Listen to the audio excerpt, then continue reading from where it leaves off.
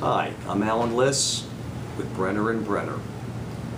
One of the new additions to the bankruptcy code as it was amended in 2005 is a calculation of a means test. A means test is now the eligibility guidelines as required by the bankruptcy court to determine whether you can file a Chapter 7 bankruptcy, which is a discharge of all debt, or because of your income and household expenses, whether you're now required to repay some debt. This will be determined as you proceed through the process.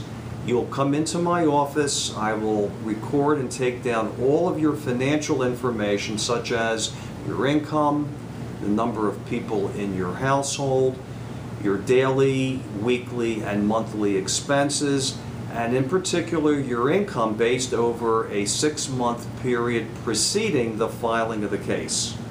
Based on these numbers, based on the guidelines as set forth in the means test, which by the way uses IRS guidelines, a number will be determined above which you need to file Chapter 13, below which you can file Chapter 7.